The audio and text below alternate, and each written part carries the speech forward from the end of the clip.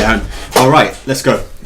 This is game one between Rulers of Rome and Villains in the Clan Masters group stage. The first game for both these two teams.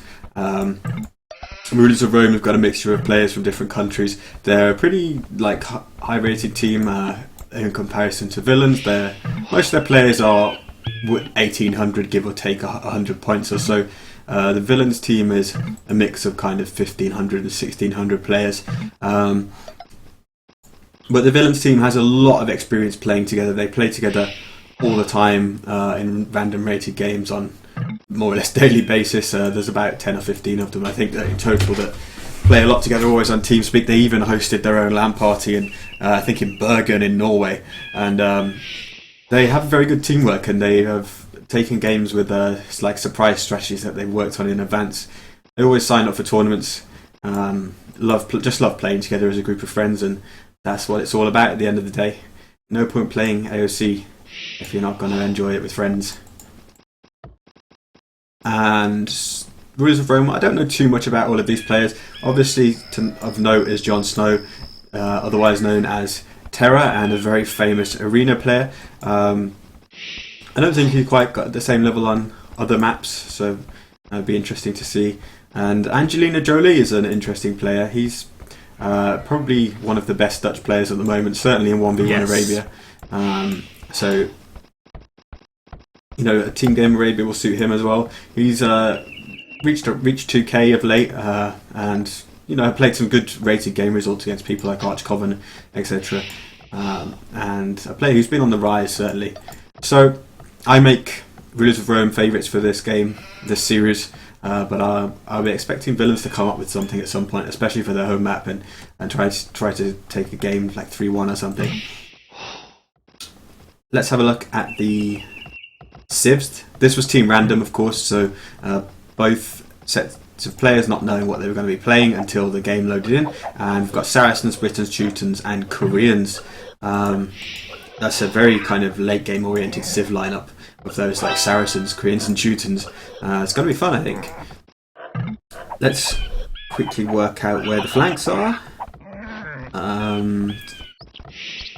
This is the flank.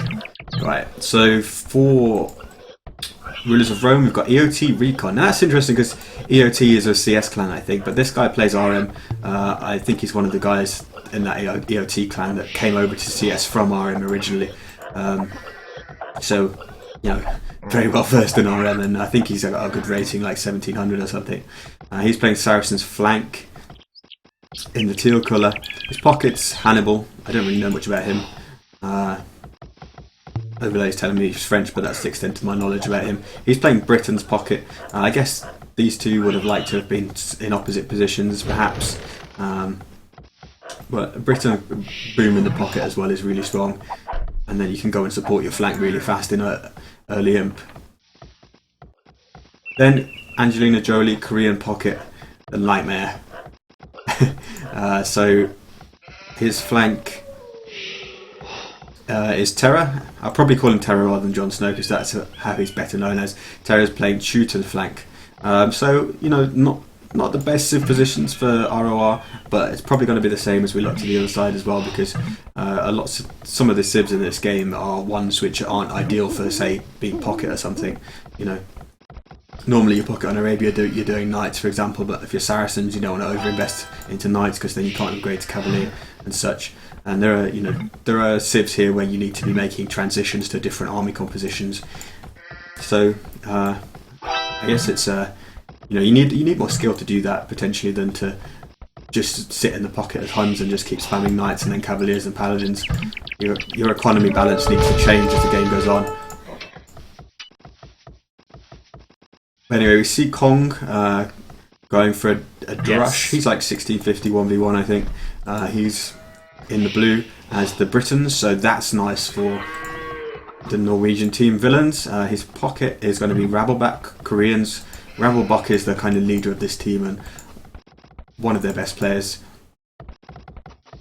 He's in yellow. Then we have Sandal and Teuton pocket, that's nice. Although those Teuton knights don't get husbandry, so they're pretty slow. They go and run to different places to support their ally. Sandalen in grey, and then finally we've got villains, the Joker, Saracen's flank. He's going to drush as well, although that barracks is going up really late. Or is he? Is he drushing? Is he doing loom and going up, and then he's going to do man-at-arms? We'll see. Yeah, he's clicking up to the feudal age, so he might be going with more of a man-at-arms rush. Still like to have seen that barracks up a little bit earlier.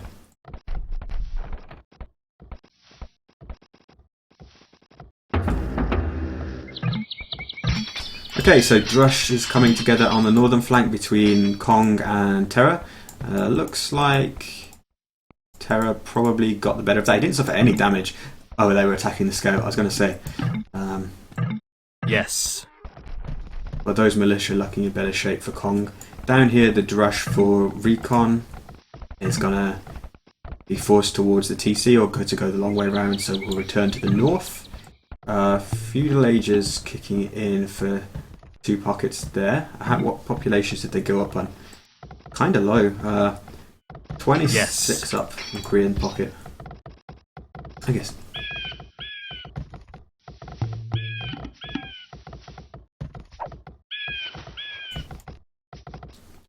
Blue just being defensive with that drush for now, just wants to avoid getting any interruption, get into the game, and Terra's parks his drush there as well.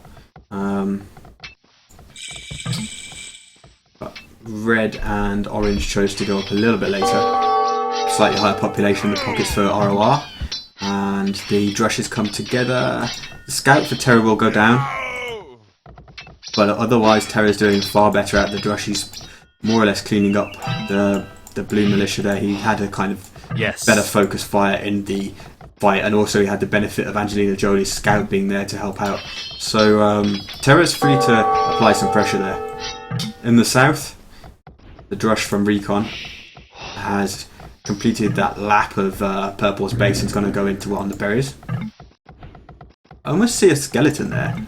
Has Purple lost a villager at this point? I don't know, maybe it's his scout, but I swear there's a skeleton there. One of the militia going down, of course, but that village is getting very, very low. Should just about make it back to TC, but this wood line is being severely interrupted now. Okay, Joker actually skipped making militia and amount of times. He's just going to go straight into Archer Rush. I didn't see him going to gold just yet. He's been unable to push out towards his main goal due to that drush that's been still in play and still being very effective. Should get cleaned up, but that villager's taking a lot of downhill hits there and should escape to TC again. But this has been a very effective drush for Recon. He's really interrupted Joker, who's still not mining gold, having just elected to go Archer Rush. He'll produce one Archer, which will allow him to finally clean up the drush, but very, very delayed. And now at home, Recon's starting to wall up a bit, make himself safe. Up here,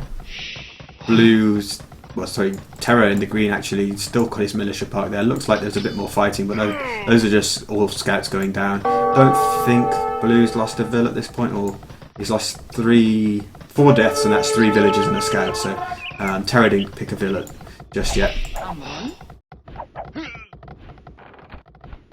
Finally, Purple going over to gold. Sandalen and Rebelbot both on their way to the Castle Age without any problems.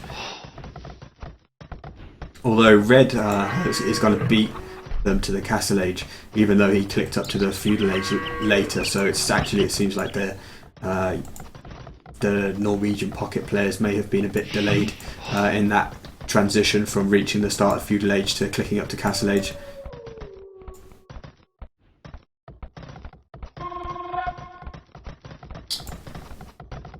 Terra's managed to drush and then FC successfully. He's going to do double stable knights from the flank following his drush FC as Teutons,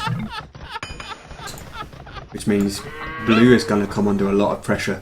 As Britain's flank, he's probably going crossbows, so if he's facing double stable knights from his direct opponent, then he's probably going to need some support from his pocket on that side.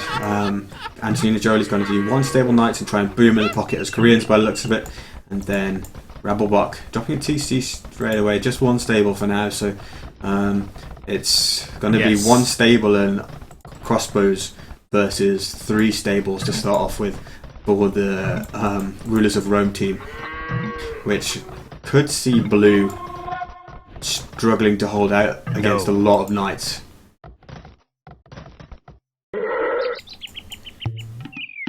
Red's got some knights streaming around, but not really doing too much just now. Actually, they'll probably go over here and clean up all of these skirms and 1 archer for free. We see the knock-on effect of the damage that Drush did by putting purple, making purple be so late on gold. He's made some skirms instead of archers in the end. Didn't manage to pull off the archer rush. Only just now getting fletching, and he's going to lose all of those units as long as the red knights manage to pick up where the army was, which they have done, and purple can say goodbye to all of his army now, which is going to leave the way free for Recon to be making archers and then get the crossbow upgrade without having to worry about enemy skirms. So I think big advantage in the south for Rulers of Rome already materialising.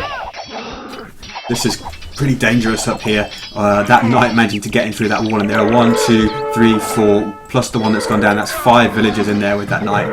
Fortunately, the archers on the hill managed to do enough damage to bring it down. But look at the idol. There's, I think, 2 villagers have gone down, 3 not working, 1 trapped there that can't work. Another one's going to go down. And Kong is really struggling now. Rabblebox got a good number of knights to try and force away Angelina Jolie, but I think once they start to stream in from Jon Snow as well, he's on 2 stables and producing from both by the looks of it. It's going to be a veritable flood of knights here that Sandal and Rabblebox will have to try and turn away from Kong's base. Kong's reached the castle age and he's gone TC along with the 2 ranges.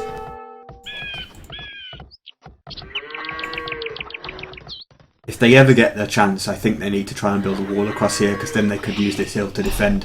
Right now, this gold is so vulnerable. This needed to be sealed up somewhere, because the Rulers of Rome team is just coming in on this gold time and time again and slaughtering all of Kong's villas. He's down to 28 now at this stage of the game, when the lowest on the opposing team is 33, and the other players are all on 40 plus. No hole there, so those villagers will survive for now, and the rest of these guys should be safe because they're near TCs. In the south, seems like Joker's having a better time of things in terms of just keeping his villagers safe. Walled up his gold, and they'll try and use this hill to defend from as well. Where's the rest of your army, Joker? Do you have one? Let's see. You've got 10 military. Okay, it's in the back of your base because crossbows from EOT Recon have hit your wood line. Killed a Ville there, and it's going to be a while until Joker gets that crossbow upgrade. He's still stuck in the feudal age, and he needs those knights that are up here from Sandalen to come and help him with these crossbows. Bodkin crossbows just so superior to archers with just fletching. The range allows you to just abuse micro to kill them, and those red knights are coming in to group up. Sandalen's got to defend this almost by himself now, and the longer Joker hangs around in the feudal age, and this is going to be a massacre. Sandalen's completely out of position, all of those villagers having to evacuate the wood line, and just so many villagers going down. Sandalen's going to come up and try and clean up the crossbows, but even so the red knights will continue to destroy Purple's villagers, and Purple's now down to 31 villagers, actually gone lower than Kong. Meanwhile, on the other side, what we saw with Rulers of Rome just piling Kong's gold has continued. They're just flooding knights in there, and Kong can't mine gold, he can't produce army. Trying to get another TC up in this location. It's not exactly the best spot. I guess overlapping fields of fire secures more wood, but very exposed. Won't particularly want to be building farms around that. And the army Kong has is actually trying to do some harassment on Terra's base, but all it will do is force him away from a wood line. And you know, with all these stables here, streaming knights, some fletching archers, really not going to do anything. One knight with +1 arm can probably kill all of those, especially on the hill.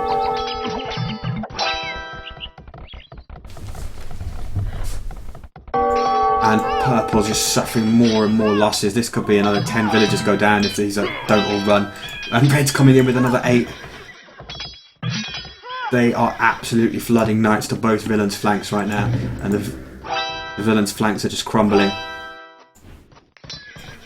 We look at the military numbers for the two pockets. If we look down here, we've got 5 knights for Rabelbach and 6 for Sandalen. It's just not enough. It's at minute 25. Yes, they've lost some, but the opposing team have just so much more military. And as Red says, I killed all. And now Teal is Xing his wood, and we're going to see another bloodbath here if those knights go to the wood. Joker's reacted by running.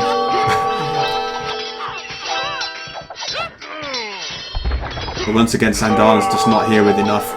Even with a few archers there for Joker, he's only now reaching the Castle Age in 27 minutes. Doing those skirmishes in Feudal Age delayed him so much, and then he lost so much economy, suffered just constant flooding and raiding into his economy. Rabelbach in the yellow will go some monks to try and equalise the numbers in the knight counts, but it's just not enough. Angelina Jolie's continuing to overwhelm him there. Terra's knights in on the wood lines of blue will get killed off by spearmen and TC fire, and put us down to 14 villagers. Red's starting to get enough knights, plus 2 armour as well, that they could just take down the TC. There are only 4 villagers inside there. Red could go for that TC so easily. Where are the rest of the vills? Over here. This is the remaining colony for Purple. If Red was to stray over here and find this, that would be more or less the end of end of Purple.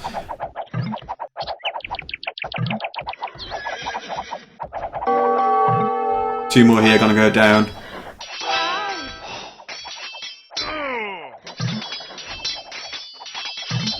Rabelbach is booming well, though, it has to be said. Up to 90 villagers in the pocket. He's actually got the most villagers in the game, but by concentrating on so much on the mini boom first before adding more stables, he's not been able to keep up the military production to stop his flank, the blue player, from dying to both pocket and flank on the Rulers of Rome team going knights from three stables between the two of them at the start of Castle Age, and then adding more later on, as we can see.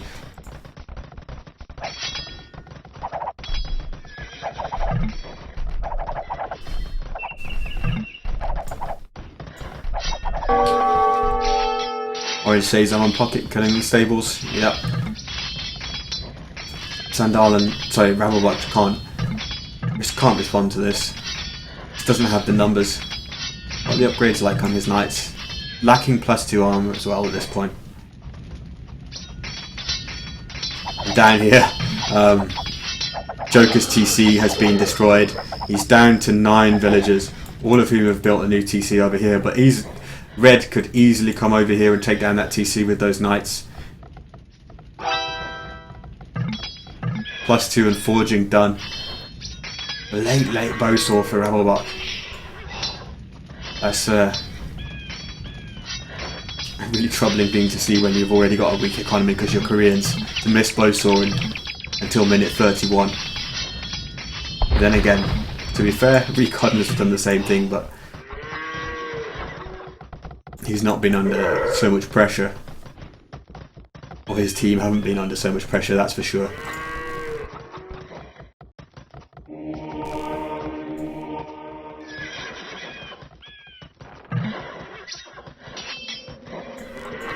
So yeah, Orange, Angelina Jolie with 31 knights in total. Not all of them are here. Some of them are to the east and to the northeast at the flank player. But he's still got more than Rabelbach, and he could probably, especially if he keeps clinging to this hill, he could keep running in and doing damage. And Red's on his way to the Imperial Age, and we see the GG being called. Quite understandable. Purple was out of the game. Blue was close to it, down to 50 population, well executed by Rulers of Rome. They really just stuck the knife in. They got ahead, and then they just absolutely flooded knights to just secure that advantage and drive it home. So next we'll see the home map for villains, and hopefully they've got something prepared.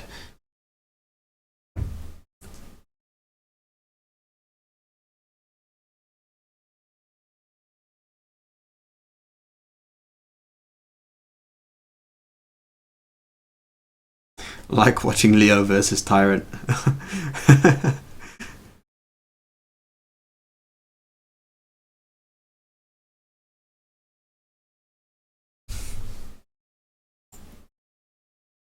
Yeah, utterly dominant, as you say, or as you're all saying. 1-0. Let's get that score updated. We do have a very long spectator delay in play, so when they launch, it'll be quite a long time until the game starts. So we'll just keep some music on in the interim.